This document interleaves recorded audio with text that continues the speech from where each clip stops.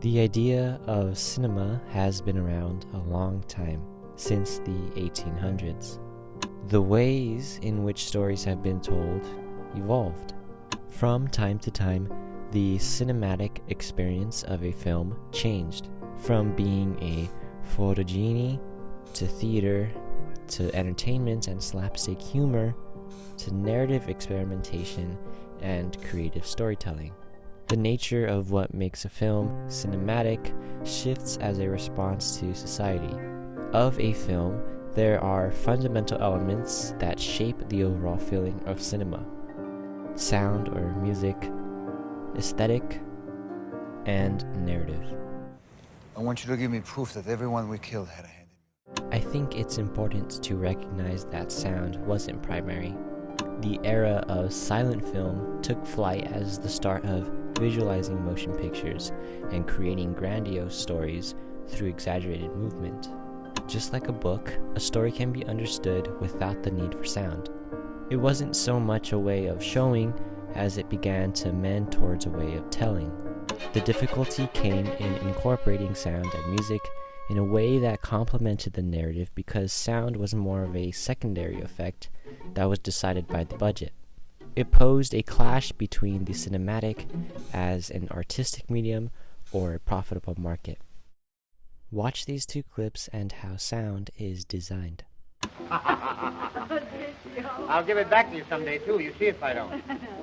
Mama, darling, if I'm a success in this show, well, we're going to move from here. There you go. 10 seconds. And that right there,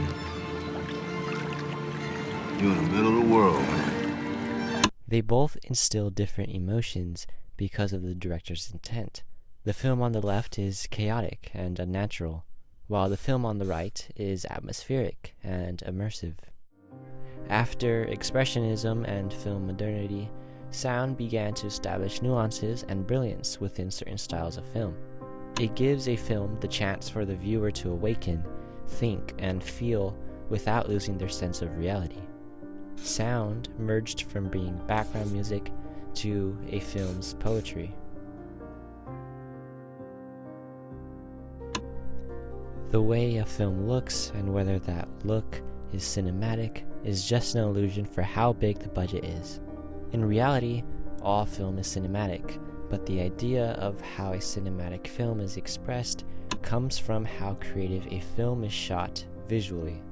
The perspective of the director and mise-en-scène decides a visual style, and then that visual style can convey a cinematic experience. The experimentation of the camera allows for an artistic medium to wander and transform the relativity of an audience. It can transform from a static shot with moving subjects to a wide shot with vivid colors and complex scenery. There is a limitation of how one can see the world on film, and a feeling that is uneasy and unnatural because the camera mimics our vision.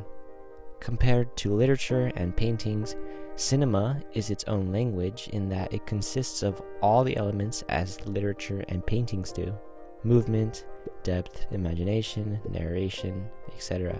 Except each of those is enhanced with time.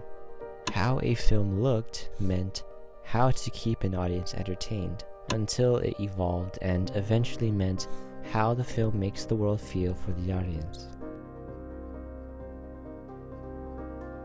Initially, film was used to show and not tell. It's how the story is told that adds complexity and depth.